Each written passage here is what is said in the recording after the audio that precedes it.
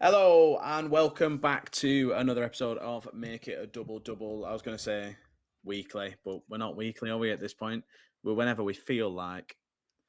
We put it to the test last week.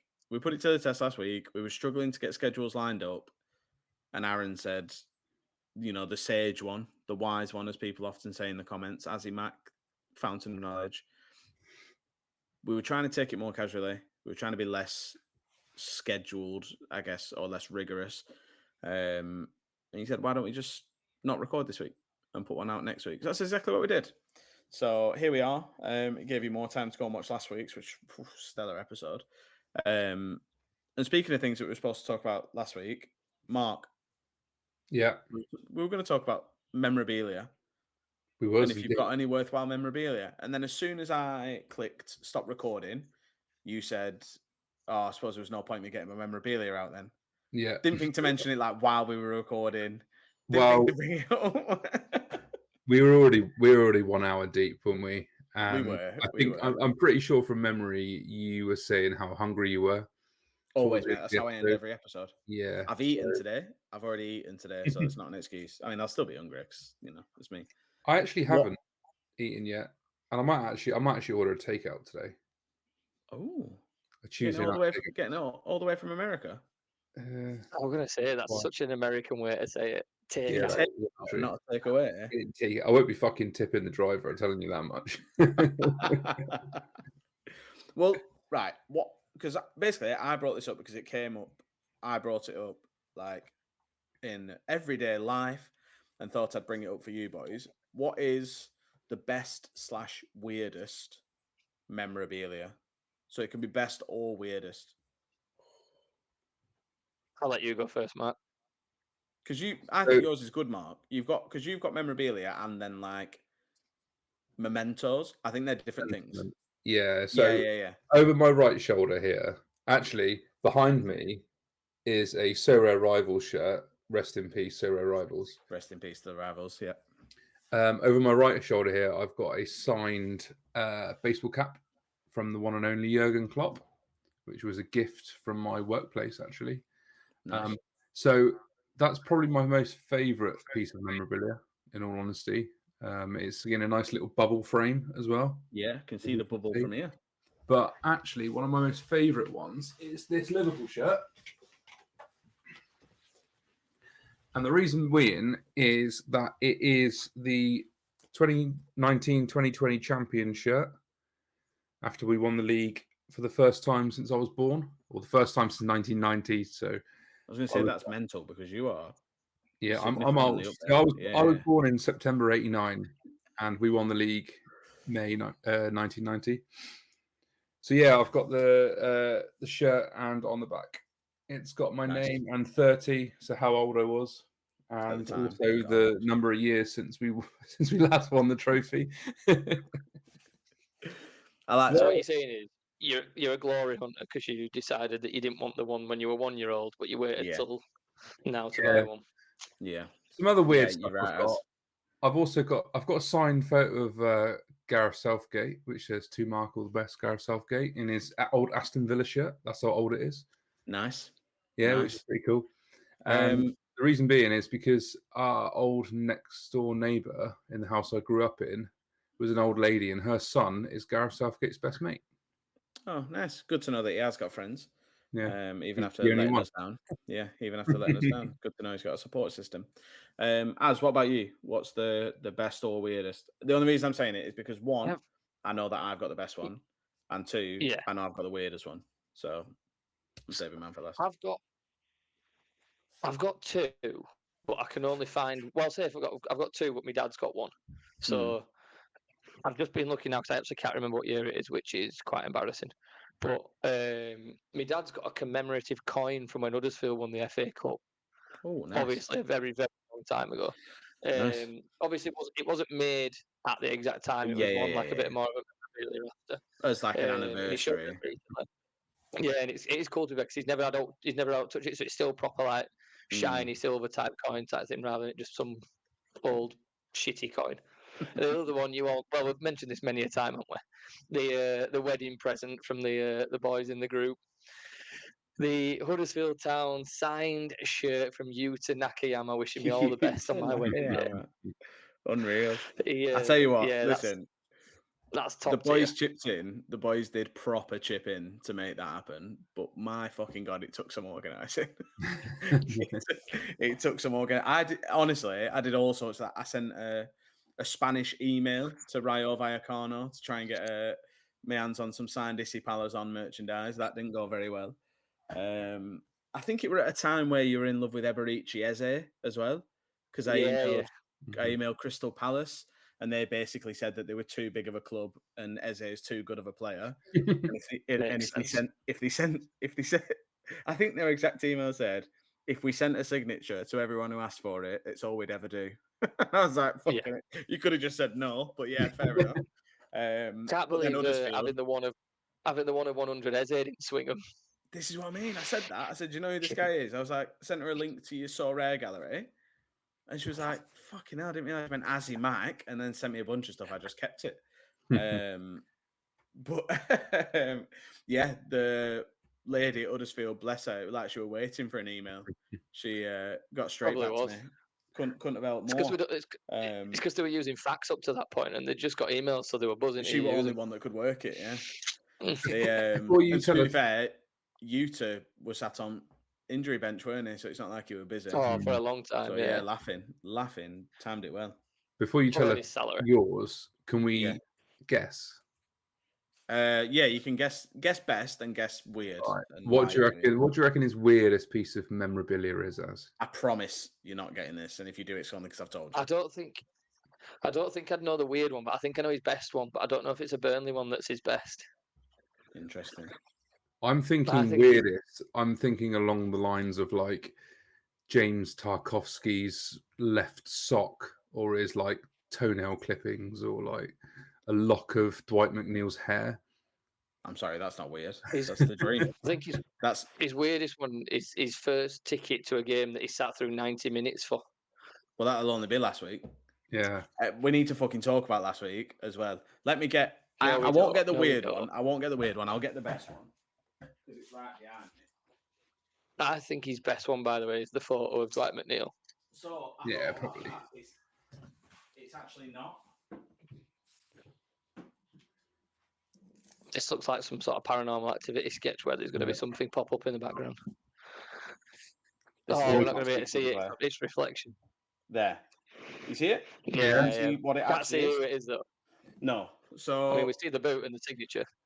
If it wasn't, so you said left sock, Mark. Yeah. It's right boot. I was on the right lines. Yeah. So it's a signed, match worn James Tarkovsky football boot. I got the right player. You did get the right player. Do you know what? I've just realised as well. I've actually never taken the case off. So this is the first time I've ever touched this. Should I give it? Oh, it smells. It smells great. So here it is. Oh, yeah. It's a TechFit NSG little Adidas doer. Says his name there. What fucking size is that? It looks huge. I bet it doesn't have a label inside it. Fucking massive. Does it have a, let's have a look. 12. Size 12, these fuckers, yeah. Yeah. He's put one of them in each ear as well.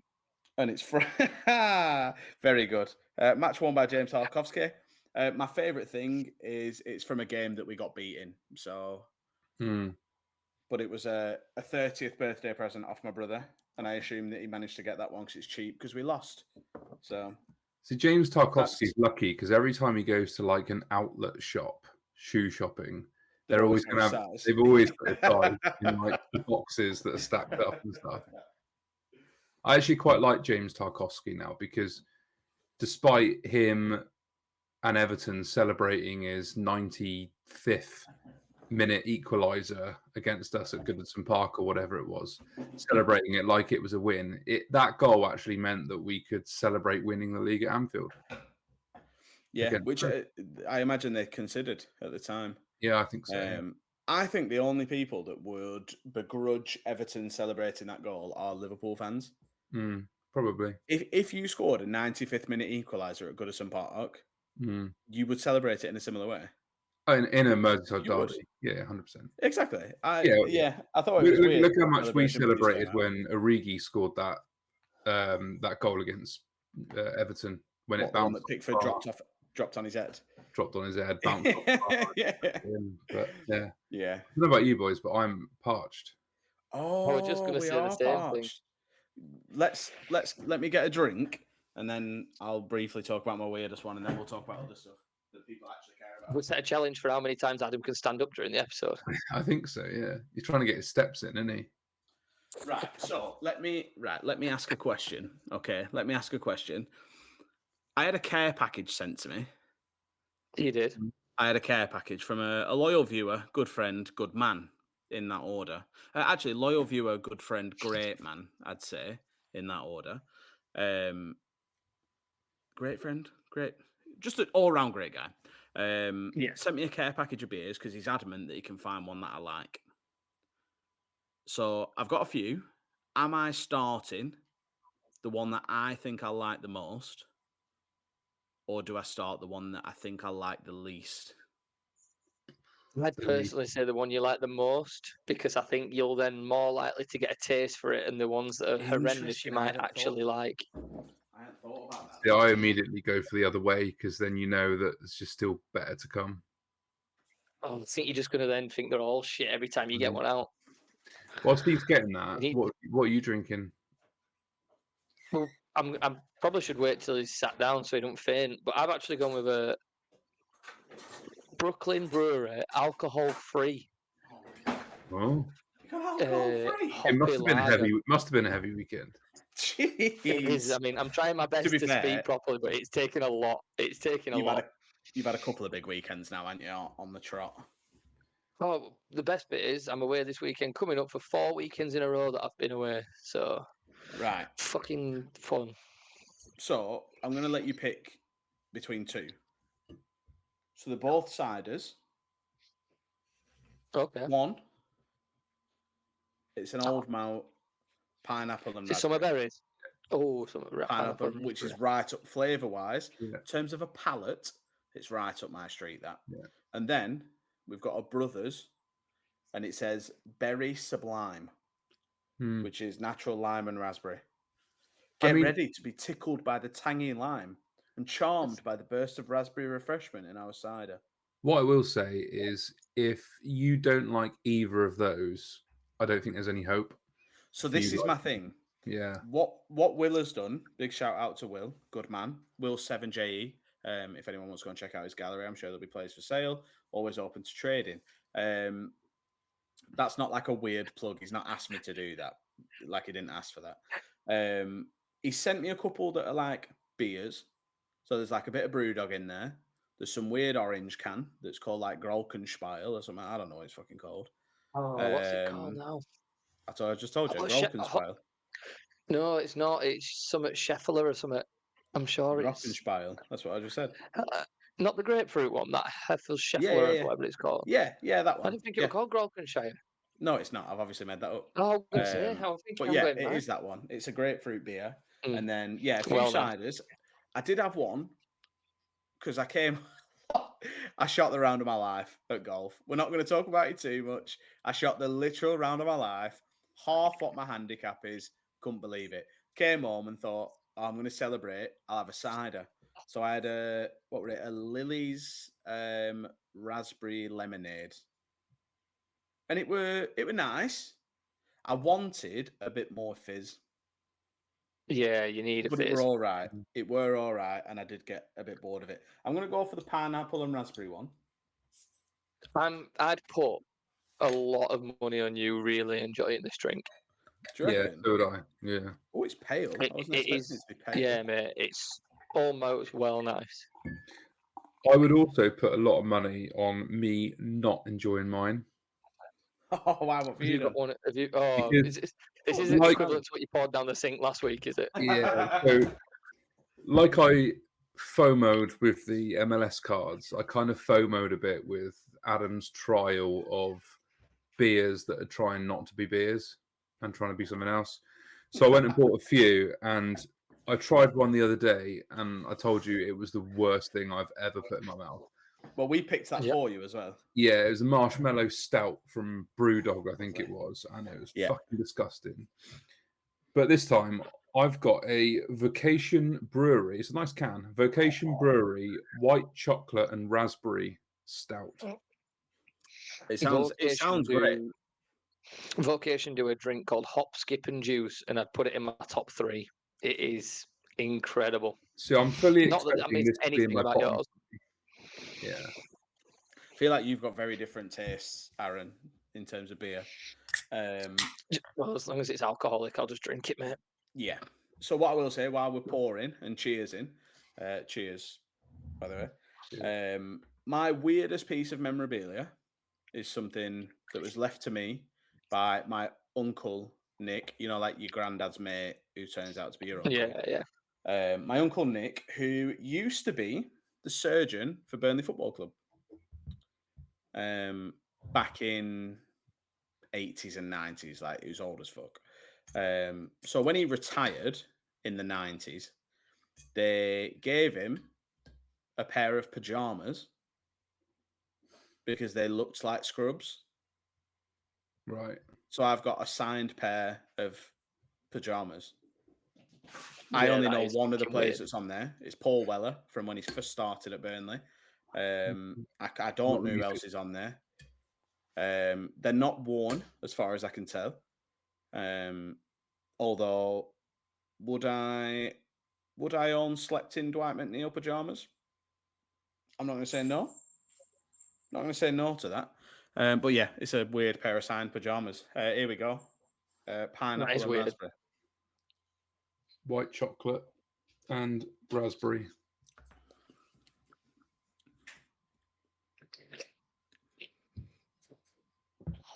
I'm not getting the pineapple. Mark, how do you feel? Sort of wine taste. You know what? Not the worst thing I've had, stout-wise. Yeah, stout-wise, stout-wise, you're always expecting it to be quite thick and bitter anyway. And actually, that's not the worst thing I've had. Maybe I'm just a stout, thick and bitter. Hmm? Guys, if you were a drink, what drink would you be? No, we're not doing that. We're not doing that. Interview questions. Yeah. Mark, you said you had the Rivals shirt behind you. I'm in a position where I desperately want Rivals to come back just so the notifications can fuck off and just so they can stop pretending that I've done really well one weekend. And I think I've won 400 Essence and it's all common. I don't want it. Surely they can hide it next year like we used to be able to do with common cards. Fucking hell. I'm going to have to. I'm sick of it already. It's only the beta.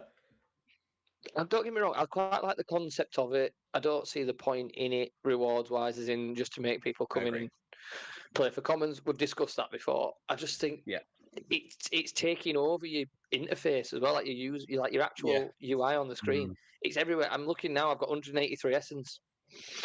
100 and fucking, I don't know how much of that is. 155 of it's useless to me because I don't care about it. I don't need to see that. I don't need missions popping up telling me to scrap 2 players a day. Especially like for that. Your main mission as well, because it's like the daily one. Yeah. Don't care. Every time.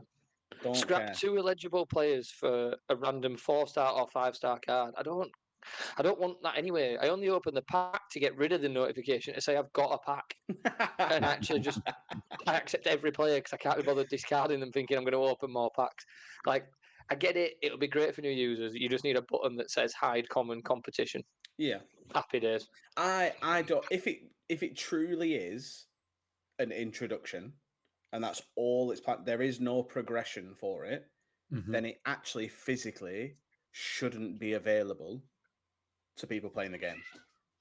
Yeah, because what's the point? Card or something. Yeah, it should be. If your idea is for me to progress from this to this, then why am I playing both? My laptop's going to fucking turn off. I'm going to have to get up again. Why is it going to turn off? I think that's I don't know. Fourth time we've got. No, I do agree. I mean, it'd be nice if you could toggle it off in terms of the essence and it showing and getting a notification so you got a free pack. If you could, it'd be nice if you could toggle that off as someone that plays it regularly. obviously plays the game in pro like we all have. It does, yeah, it's a bit annoying to be honest. But as I say, it's just the beta. Was there any mention in today's podcast? Which we're not gonna really talk about. We won't really go into it because you guys haven't seen it yet. I have, so I'd be trying to reel it off the top of my head, but I don't believe it was mentioned in the AMA with Nico today. A couple of key points that I would say is that it's looking likely, it was heavily indicated that they will do sort of the vaulting system like they've done for, is it MLB? Baseball. Yeah. I think they've got that. So, fuck off. I've just got rid of all my fucking Burnley 2022-23 collection or 23. I knew that was going to happen. I've still got some red X's. I'm like, there must be a reason for me to hold on to these, but fucking hell. So yeah, I think there's a lot of questions around burning mechanisms and stuff. So I think they're looking at doing like a vaulting system like they've got in MLB. Obviously, they didn't actually give any definitive. We're going to do this. We're going to do that. I think it was more of almost like a reassurance that they're taking people's comments on board and they are looking at stuff rather than just being like radio silent for the next 3 months. So that was pretty good. They kind of alluded to the fact that they thought about subs being included, but Nicholas did mention that there would be like a trade-off, so you couldn't get a win-win from a sub. You would have to trade off in some sort of way. Yeah, I have no one knows what that is. I listened to the Laird show after the AMA, and he suggested maybe that you got to pay some essence to have a sub, so that's an option. Or other people were suggesting stuff like, you that player that gets subbed in gets a negative points deduction, or it has to be a player with an L15 of less than 50 or 45. I like that. I remember someone mentioning that, and I like that one. What if it might be? What if? So I don't really know. What it was great for everybody, but go back to a 15 base score for a sub, like for your sub, not for like no. Well, it was. Was 25? Was it 25 for someone coming off the bench? I think it was 25. All my players get negative decisive, so I just assume they start on 15. And then they only score half points. So like a shot on target is 1.5 instead of 3. Yeah. Because then my problem with that though, it always seems to start somewhere and then it becomes normal and then they want more. And then it starts now and then they want more. So it'll be your player starts on less or you get a minus or you use this and then it'll be, oh, why are we even giving it a detriment? It should just be a sub, and then it'll be like, right, well, we're going to do it where it's half the amount that it was before, but we're going to do it, and it just becomes a normal thing. Yeah, and I just don't think there's ever going to be a happy medium. You ever have to be able to just have a sub, just one sub. If you get a DMP, they just come in for it. That's it, job done. Yeah. Or no subs at all. I agree. I think the more they complicate it, the more they'll piss other people off. Yeah. The problem is for me is they've brought this up on a week where I've been affected by DMPs more than I have in a long time. Yeah. Because I had two 350 point lineups with a captain DMP. Yeah. Like, so genuinely, if they'd have both scored hundreds, which they've done this season, then I'm on 500 points in 2 different competitions. And instead, I'm on 350 points and I've won fuck all from either of them. One of them DMP'd in 2 games, the prick. He had a fucking double game week. He was on the bench for one of them, didn't come on, and then wasn't even in the fucking squad today. I couldn't believe it. I think honestly, the L15 one works for me. I think the L15 of like under 45. Yeah. But then you're going to have people being like, well, Vinny Jr.'s been out for 15 games. He's a 0. The problem is, if you do anything with caps, you will always get a cheat code for that week. Yeah, but then that's always be someone. He's not thinking about it. Because you can just pick them anyway. That gives you advantage with research and all that sort of stuff, which I don't know about you. I feel like that's kind of gone a little bit now. There isn't much, or there's much less of an advantage of doing your research in terms of who's coming back from injury. Yeah, for sure. Which players are undervalued, which players have got a transfer coming, a lot of that is kind of gone. You only really see it now when they do like a cap 230 and it's a once every 3 month special. Mm-hmm. And you only see it then because when they had Underdog permanently. Underdog was great. Underdog permanently allowed people to be valuable. I used to have players like that. What were he called? It was at Bristol now. Ross McCrory. Is it him? Great. That fullback who was in Scotland. Player, he'd either get 25 or 75. Yeah. Great cap player. Every week. So unbelievable in your like specialists or your underdog teams and stuff. And he retained value. Not like to an extent because of that. Someone stupid, but now it's not worth it because you go, well, I don't want to risk 25 and I need someone who's going to score 90, so he's worth fuck all. But I think Underdog were one of my favourite setups. I used to love Underdog. I thought it was class. Underdog were the one as well where like we've talked about it on here before with Willem's fucking Livingstons, these super rares. Super rares, yeah. I've not been anything but if Underdog came back permanently, I'd probably do something like that. Get like an Ipswich stat, 100%. who are dog shit. Maybe not Ipswich because they are scum. Someone not scummy, and just hope that 1 week they bang, because they will. Everybody bangs at least once a season. This is like what I've realised coming onto Sorare. Yeah. Because even Burnley last season, when we lost fucking 36 games, it felt like, still beat Sheffield United 5-0. Still scored over 500 points in a game week. Like, everybody bangs at some point. Speaking of Burnley, well, there's a guy. I'm sure isn't there a guy that's got a Wolves stack that's won like fucking God knows how many different tournaments? Because, like you say, every now and then they'll win a game 3-0. I mean, Wolves are flying at the minute, aren't they? Fucking hell. I think before we move on, just to summarise that AMA, I think it was good that they did something. Yeah, I think so as well. To kind of reassure the community that they are taking on board comments. There's been a fair bit. There's been a fair bit of, I don't know, negative sentiment generally, whether it's prize pools or classic utility and all of that sort of stuff. And they alluded to the fact that they were looking into ways that they can improve classic utility, which is obviously great. As well as DMPs, as well as rolling locks, which they won't be doing. Yeah. From what they said. That's what it sounded. That's what it sounded like. I think basically Nico was like, he was basically like, we don't want our community having to be tied to their phones all weekend, having to check lineups 24/7 because people have lives. Which is it probably wouldn't change things for me. No, I'd still set my lineup and leave it. Exactly. I'd just lose out more. That's the only thing. But I think we'll talk about it in more depth. Possibly once next week. Possibly next week, once you guys have had a chance to watch it, and you know, we may get a guest on to talk about it as well. So maybe, who knows? So I think it was definitely a positive thing that they did. So, thank you. Let's get it out of the way. So I actually don't even care about the result. That's not what I'm annoyed about. What I'm annoyed about is I stayed until the end of the game. And then I just had like a momentary head loss. Kind of forgot that it was like last game of the season. So the players would come back out, do like the lap of honor and stuff. And I do like staying for that normally. Because obviously we lost the title in the 91st minute or whatever it was. So in my head, I was like, oh, well, we celebrated promotion last week.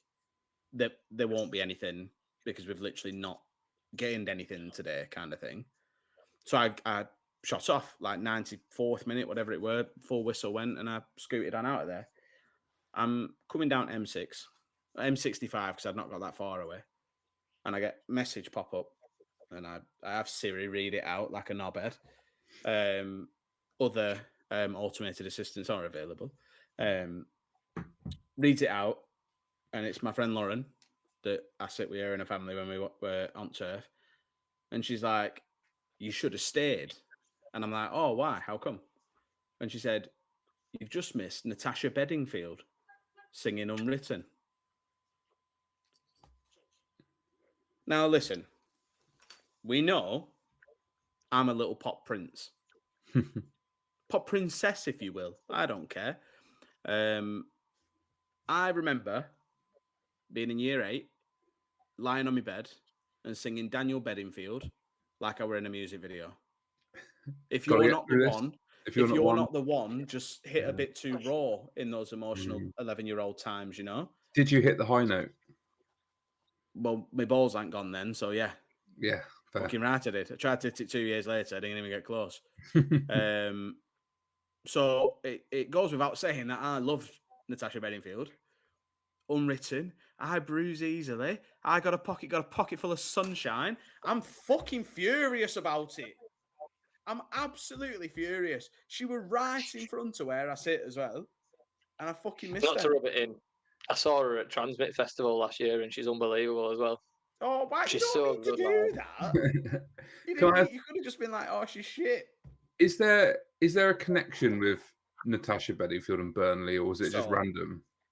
It's just one of those things where we've won a game and they all end up singing a song in the changing room. Okay. That clip then goes and gets out and everyone saw us, and then we ended up singing it like after we got promoted last week. Yeah. So the club have obviously fucking got in touch with Natasha Bedingfield, not busy, and said, fancy coming and fucking singing Unwritten with boys in changing room. And there's a video singing Unwritten with boys in changing room. To be fair, I don't think he's been busy since 2003, mate. 2012, have some respect. Oh, okay. Pretty sure I saw it last year. Yeah, thanks, Aaron. Yeah, actually, yeah, fuck you, Mark. But it did also, so yeah, devastated about that. It did bring up one thing, and I spoke to George Sorare Canary about this, and it's something that really pisses me off in second tier football. And I think you only really see it in the Championship. And it's a forced rivalry between the teams who go up. Right. Yeah. It happens for us every time. First, it was Leicester. I couldn't give a shit about Leicester. Then it happened with Middlesbrough because I will remember, to be I like that one because they looked really stupid afterwards because they signed Victor Valdez and Alvaro Negredo on the same day that we signed Nick Pope and Johan Goodmanson from Charlton. Yeah. And it's this one tweet, it goes around every year, and it's like, congratulations, champs, on signing the 2 Charlton boys. We've just signed World Cup winners Victor Valdez and Alvaro Negredo. See you next year. Yeah. And then we beat them. They didn't beat us. Then they were both shit. And Victor Valdez chucked one in his own net. But Leeds tweeted, had it sent to me a couple of times, tweeted a video of Ampadu and someone else singing Unwritten. But like, I don't care about Leeds. I've got mates who are Leeds fans. I don't mind seeing Leeds not liquidate. I don't want to see him play well, but I don't mind seeing him not liquidate. I want him upset. I don't want him depressed. Do you know what I mean? Like, there's balance. But like, I want to see the stadium on fire. Yeah, you're different. It's like me. That's like me. You saying you don't care if Blackburn do well. If you were a place I could bomb, it'd be Blackburn. It's just weird. I don't get the forcing rivalry thing. I don't get it. Rivalry should come born from something more than just competition for 1 year. I think sometimes it's because there's no other team to be rivals with within the league. So like there's like because Huddersfield win League One. Yeah. So like Huddersfield hate Leeds. Oh no, I genuinely would just thought you were being serious. Huddersfield hate Leeds. Leeds couldn't give a shit about Huddersfield. Leeds Man United. Man United couldn't give a shit about Leeds. Yeah. Man City hate Man United. They couldn't give a shit about Man type thing. So when you've not got someone who's an actual rival giving you a challenge or to talk about us because you're not in the same league, they just have to kind of throw it at someone else for a year, don't they? Yeah, I think that's why it is especially weird, like for me in the Championship, because Championship has historically had like a really strong Northwest presence. Like Burnley, Blackburn, Blackpool, Bolton, Wigan, like they've all been Championship like staples up until the last few years. And like this year we had Blackburn. If Burnley play Blackburn twice in a year, I truly don't care about a rivalry with any other team. Because our rivals are in the league. Yeah. So we have an actual derby. And even if Blackburn weren't in the league, I don't like Preston. So I just, weird. Yeah, it's like this. There's this modern day rivalry things. It's like when people say like Liverpool and Man City are rivals just because Pep and Klopp were like neck and neck for the title for a couple of years. Competitors. Like there's a difference between being competitors and rivals. Like Liverpool's rivals are obviously Everton and Man United because of and Man United is because it was decades long competition. Yeah, which is different to a one-off, even 2-3 years. Mm-hmm. It's like when people pretend that Bayern Munich and Borussia Dortmund hate each other. They couldn't give a shit about each other. It's only because Dortmund came out and it's not like Bayern all of a sudden hate Bayer Leverkusen. Yeah, Dortmund's rival is Schalke, and it always will be. Yeah, it's just, having said that, Sheffield United can fuck off, and they can liquidate. The manager's a wanker, all the players are wankers, and the majority of their fans are wankers, so they can. Don't worry, they won't be winning playoffs anyway at the way they're playing. Nah, no, they won't. And Gustavo Hamer being Championship Player of the Year. Are you taking the piss? I don't even like Josh Brownhill. He's not fit to lace Josh Brownhill's boots. Fucking outrageous. What's that based on? Brownhill scored 3 times as many goals and got the same amount of assists in less games. It feels like there was a thing this year. They chose team of the seasons really early. Does that make sense? It seems like they were based on about the first 2/3 of the year. Well, the fact that Borja Sainz was in the fucking team of the season. I don't remember him playing since December. Granted, if he hadn't got injured, those first 3 months where he'd scored like 15 goals in 9 games or whatever he'd done, that was phenomenal, terrifyingly good. But he hasn't done anything since then, and I think Norwich fans would agree with that. Yeah. Harrison Burrows getting in team of the season over Junior Firpo, like, even as an avid Leeds hater, I can't try and tell you that Bashir Humphries and Lucas Perez have been better than Junior Firpo, because he's. Although I can imagine Firpo's going to get fucking rinsed in Prem next season. I think he's one of their few Premier League quality players. Oh, mate, the year they went down, he was horrific. He was absolutely horrific. I don't really remember. Maybe I'm wrong. But I'm not going to try and tell you that he wasn't the best left back in the league. Do you know what I mean? Yeah. And I'm going to have to get up again because I've gone fucking dark. Turn a fucking light on. Now the championship has been tied up. Who do you think is going to win the playoffs? Coventry. I think Coventry. So it's Sunderland. It's Sheffield United, Coventry, Sunderland, Bristol City. Yeah. Who do you want to win it, and who do you think will win it? I think selfishly, I want Coventry to win it because Jack Radone has been incredible anyway with us last year. My head says I want Sunderland to do it because of the size of the club. Yeah, I get that. I want Bristol City to do it. Mm-hmm. One, because they're like a Burnley B team. You've got Luke McNally, Scott Twine, Naki Wells. They're all fucking there. Naki Wells. And also, I just think it'd be sick. I'm pretty sure that they hold the record for the longest consecutive time in second tier. Something like that, yeah. So, I think it'd be... And imagine, Bristol City are a small club. They're big because they're in Bristol and have, Bristolian support. They're a small championship club.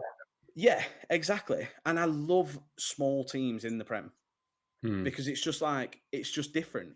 Because you don't get, that plastic atmosphere. You don't get the fucking clappers, and you don't get them come up and spend 250 million like you do with Forest and now Bournemouth and all them. You'd get a scrappy, horrible championship. You get a championship team in the Premier League. Yeah. And I don't know, it just has a different feel to it. Like when you go to, I remember going to, it's like going to Hull away in the Premier League is it's just a different thing to go into Hull away in the Championship. There's just a buzz around smaller teams in the Prem. Yeah, I know what you mean. No, it's hard to quantify it. Do you know I'm what the I mean? same. A friend of mine, Adam, who's a Bristol Rovers fan, will hate me saying this, but I actually hope Bristol City do it because, I live 30, 40 minutes from Bristol, and for the Southwest to have a Premier League team would be Yeah. absolutely huge, because we've like, you know, Devon, Cornwall, Somerset, that area. There's never been a Premier League team. No. Closest been Southampton.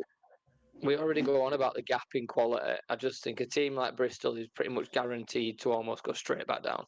Yeah. And I think as much as it's great for 6 months, by the time you're 6 months in and you're on 3 points and Christmas and transfer windows being and you're already written off, it's just a waste of a team. Whereas someone like Sunderland have got the infrastructure to actually put something in place. You say that, but then there's a reason that Sunderland have been out of the Premier League for so long. Oh yeah, they've still had that infrastructure there, and like when you get these new teams come up, it's like when you came up it's an unknown quantity that like as much as people will work you out eventually, like they did with you, like they did with you remember Blackpool when Blackpool had fucking DJ Campbell running riot and Tom Ince come out of nowhere. Charlie Adam was a beast. This was fucking Charlie. He had a plumber in midfield running the show. It were mad. It were absolutely mad. But now everyone plays the same way. I think that's why the gap's growing for me. Is you don't get a team come up and be Stoke for a season and have already ping 60-yard throw-ins into a box. You don't have Hull come up and rely on one Brazilian footballer. Like, do you know what I mean? We did it for that one season. Aaron Moy ran everything. Everything went through Aaron Moy. Oh, everything got. And if he weren't available, like you say about your Stokes and that, we had Steve Mounier and Laurent Depoitre up top, 2 absolute fucking tanks. And it worked, right, well, we're not going to pass it round on edge of box because Moy's over there, so just twat it. And they'll win header. Right, listen. Again, probably mentioned it before. I've only ever taken a picture of 2 footballers taking a corner. Okay? One of them, Carlos Vela. Our obsessed with Carlos Vela from the moment he scored hat-trick against Sheffield United. When they who were it said you can't win anything with kids. Alan Hansen. Yeah, said you can't win anything with kids. Arsene Wenger put a team of 18-year-olds out. They beat Sheffield United 6-0. Carlos Vela scored hat-trick. Lovely little dink over keeper. Oh, stunning. So I drove to Norwich when he were at Real Sociedad. Norwich playing Real Sociedad in a friendly. Ricky Van Wolfswinkel for Norwich. Carlos Vela for Real Sociedad. I'm in fucking dreamland. I'm in nomadic, streets won't forget, footballer dreamland. And I met Chris Hughton, lovely fella. Took a picture of Carlos Vela taking a corner. So then I thought maybe it's just a blue and white stripe thing. Because Aaron Moy, he's a bronze beast. Delivery in the world. He was a bronze beast on FIFA. I used to have a team of Australians. Bernie Beanie Say. He had one season in the MLS. Turns out he's dog shit. When he plays for Central Coast Mariners, he's the world's greatest footballer. I had him. I had Aaron Moy, a lad called it was Tom Rogic the year before he went to Celtic. Bunch of fucking random Australians. Followed his career after that. Hearing rumours that he goes to Huddersfield. I'm in luck. Maybe I'll get a picture of Voldemort. Maybe I'll get a picture of the Bald Prince. He comes and he takes a corner approximately 15 yards in front of my face. Second best day of my life. I bet it were an unbelievable delivery as well. It were. We headed it clear and we beat you 3-0. But that's not the point. I've got a question for you, actually, that you might be able to settle an argument. Ooh. And you're obviously going to know which side I sit on when I ask you the question. Do you know what? I think you've asked me the question. But let's... I think I put it in the group chat. I want it out. I want it in public.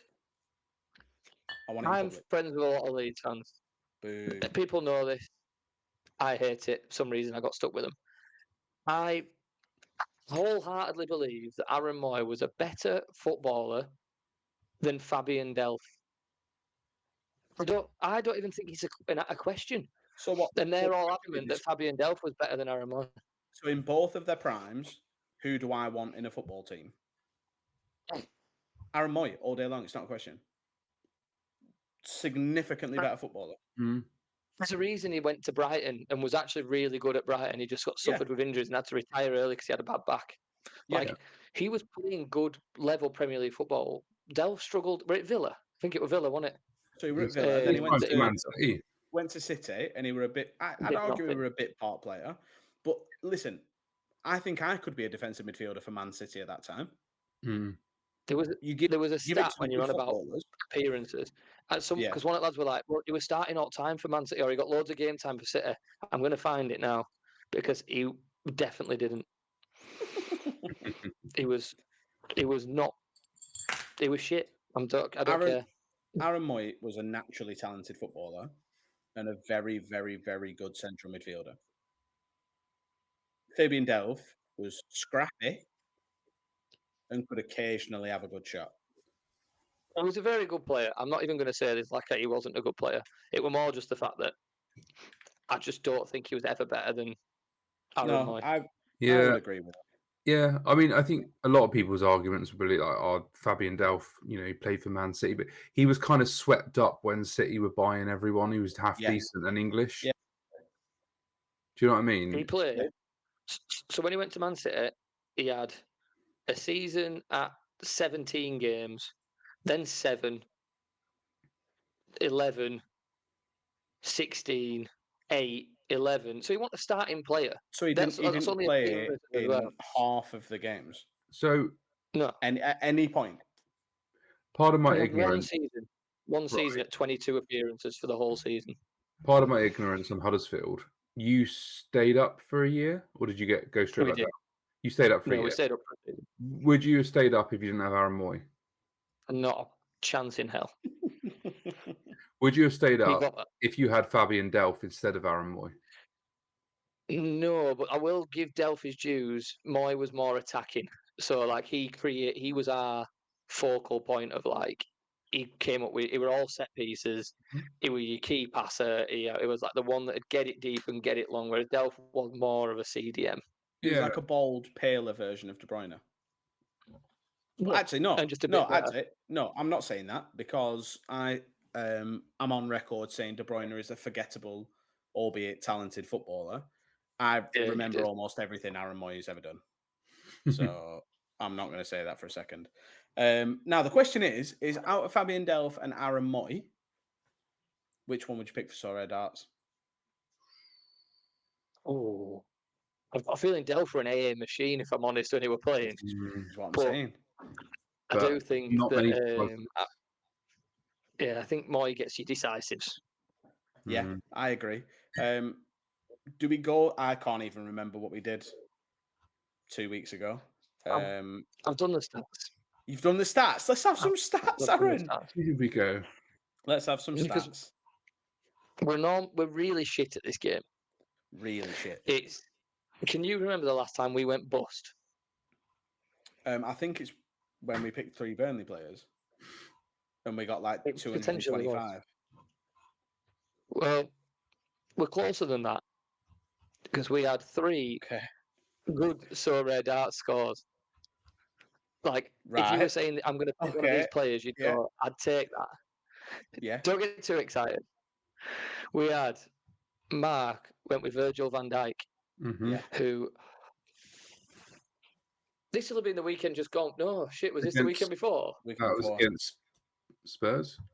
Have you done it for this weekend? I've done the stats for the wrong weekend, gents. No, I've just done them for the last game. I think we accept. No. Yeah, I remember saying it's for the game before next time we record, so it makes sense. I also think we potentially got even closer if we do it the other way. I don't even. Who did I pick? I don't even remember. You went with centre back Riley. Egan Riley. Oh, did I go? Riley. Oh, yeah, I did. Oh, yeah, he had a. Hold on, actually, I'm having to just get the scores really quick. So it'll be 2 games ago. Will yours be the Sheffield United one? Or will yours be QPR? QPR, yeah. Oh, fuck. I forgot what score he got. Oh, we were on for a winner then. Have we busted by a long way? Yeah, we've now done really shit. Oh, wow, this could be an all-timer of high score. Just give me 2 seconds to add these up. I need a calculator than that. Also, Champions League semi-final tonight. Did anybody watch the first leg into Barca last week? No. Ridiculous game. I've got Barella playing. It's 1-0. Oh, there's a VAR penalty. Who for? I don't know. I don't say it yet. I've only got the. I've still got Amazon Prime on my phone. Dumfries has got an assist again. Have you seen it? Did you see him score it Did you first? see score? I was literally just about to say, yeah, because he got, what did he get? 3? Did he get 2 goals and an assist? An assist and 2 goals, yeah. So let me just quickly fly through these dart scores. So Van Dijk last weekend got a 56.2. Yeah. I went with Rahmani, who got a 75.2. You went with Egan Riley, who got a 98.2. 98.2, yeah. We got a 229.6. Wow. If we went with this weekend's scores, we had Van Dijk on 66. Yeah. We had Riley on 67. And we had Rahmani on 69. So we went 202. Oh, that's 2 weeks in a row. Unbelievable. Yeah. Yeah, Egan Riley, that game where he got a 98.2, he had a goal line clearance or a last man tackle. And you know, one of them it's just not. Yeah. I watched the game. There was no last man tackle. There was no goal line clearance. But his assist against fucking Millwall was stunning. Who are we having this week, gents? Obviously, I can't pick a Burnley player. Yeah, That's true. I was trying to look at the fixtures on Sorare data, but my mouse keeps running out of battery, so I keep getting frozen. Well, that's no good. No, it's not. So I might have to pick off just off the cuff, really. I've got my player because I'm going for a redemption because there was a player this weekend who, unfortunately, scored an own goal in what could have been an incredible lineup for me. I ended up with 331 points, but my captain did score 19 and scored an own goal to ruin the clean sheet in the 78th minute or something like that. And I was sat on for like my best super rare score. However, Jubal has been so good for me since buying him. Yeah. I trust him he's at home in a really good fixture. They're against Nantes at home. How are they allowed to play football? Nantes, if you're going to call it the Yorkshire name. Right, well, shall I go mine, Mark, and then go on. Gives you a bit more time. So I'm picking a guy from the J League. Now, I've got 2 Japanese. Listen, we know I got carried away with the Sakura cards. And I thought, hey, I better pick up a couple of players just to add into the Urawa team because I can't put 10 Urawa players out every week. So I picked up a couple. Well, I actually won them. A couple of Kashiwa Raysol players. And then I thought, well, I better build up my collection a bit because I need more of an XP bonus. So it turns out I've got fucking half of that collection and all. But this guy, since I bought him, has scored an 83.6, a 62.7, a 92, a 72.5, and an 89.5. Sat on a last 5 of 73 and a last 15 of 68. Can I read? 66. 66. And he's called Tayo Koga. Taiyo. I've got him. Koga, my friend. Fucking hell, mainly it's all here. Yeah. Yeah. I watched him this morning. They kicked off at 8 o'clock this morning. Genuinely. You know, sometimes you watch a player. We did it with the what's the fella called from LAFC? That Brazilian centre half. We were all watching the first LAFC game at season. And we were all like, he were on like a 95. And we were all like, where the fuck is he getting his points from? He's not done anything. He hasn't done all. This lad. Brazilian, I don't remember his name. This lad, honestly phenomenal.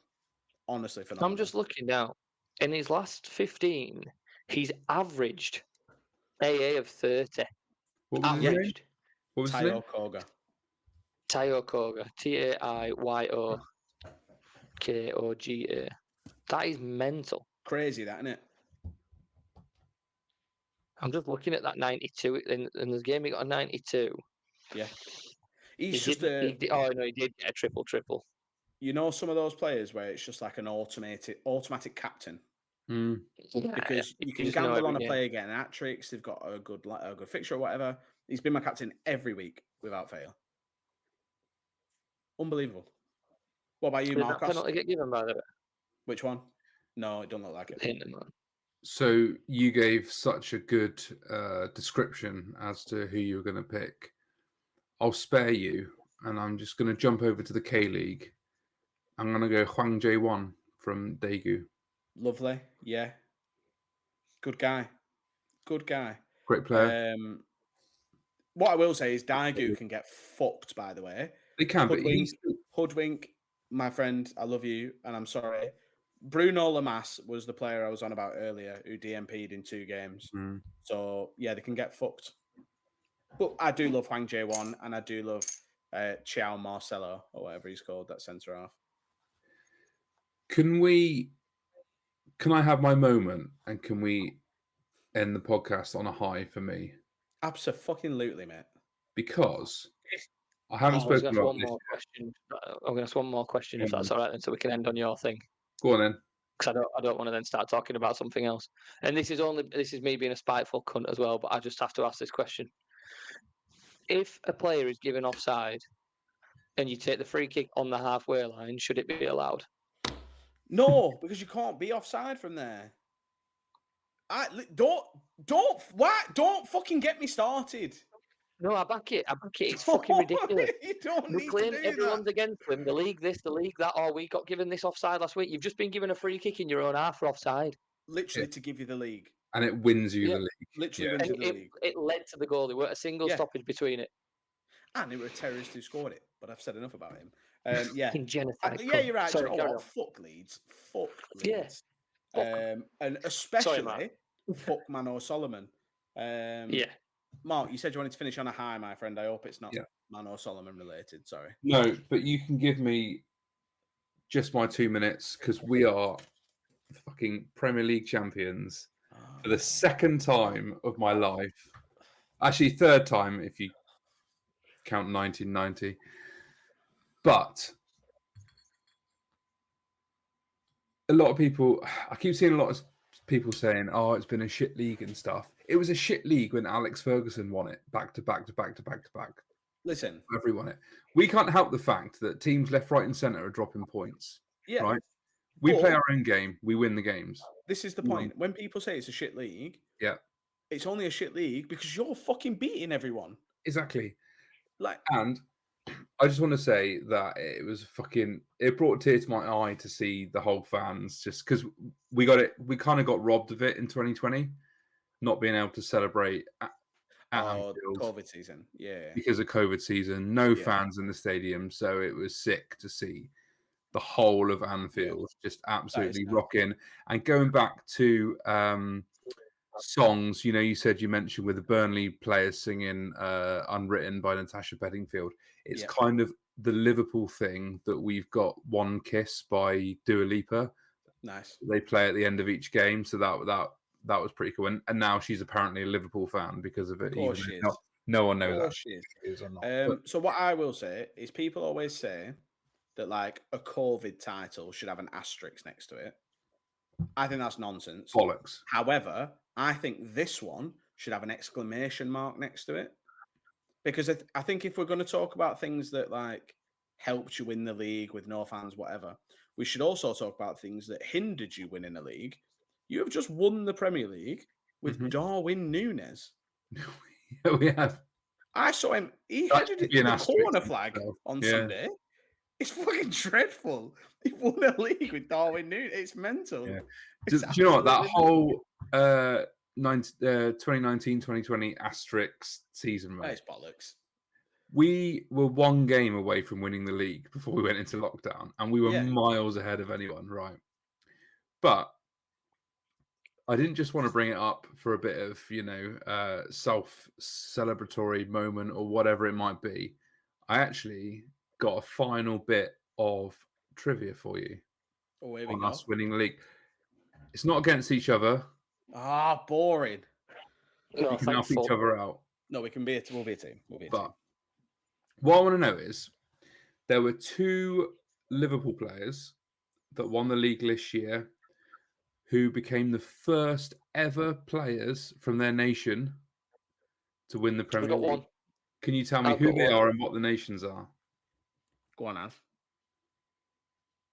this is me going to embarrass myself if this isn't right, but I'm sure I've seen this already, so I'm not going to act like my knowledge is great. I'm sure I saw it on Twitter. Simicast, Greece. Simicast was going to be my first shout. Simicast is the first Greek to ever win the Premier League. I know the other one as well. Which, when you think about it, it's mad. Imagine being the first person ever from your country to have a Premier League winners medal. Especially Greece is not a small country either, you know. Literally, just about to say, they won the Euros. Yeah. 2004. Mm-hmm. Like, it's not like a million years ago. Like, a player could have won. Like Trianos Delas, their centre half at that time, was like Roma's captain. Mm-hmm. It's weird that a Greek hasn't won it, to be honest. Ask one, do it. Hit me with the knowledge. One more. Slobozlai. Hungary. It is Szoboszlai. It is Szoboszlai. Szoboszlai is the first Hungarian to ever win the Premier League. The first professional model as well, which I think is quite impressive. Yeah, he's fucking gorgeous. He's got long hair now as well. He's a good-looking bastard. He's gorgeous. So also, Federico Chiesa, when we won the league officially against Spurs, I think he still needed to feature in one more game. I think I've got that right, which he did against Chelsea to get a medal, right? So he featured against Chelsea in the weekend just gone, which makes him only the second ever Italian to win the Premier League, which I think is mad. The second Italian? Yeah. Can you tell me who the first Italian was to win the league? It's got to be Mario Balotelli. Correct. Mario Balotelli. He's the only other Italian to have a Premier League winners medal. That's mental. That is a mental stat. I was adamant I was going to say Zola. I was going to be like, oh yeah, Zola. Yeah, no. Chelsea weren't that good back then, though, were they? No, they were top four, but they never won it. Yeah. And last one.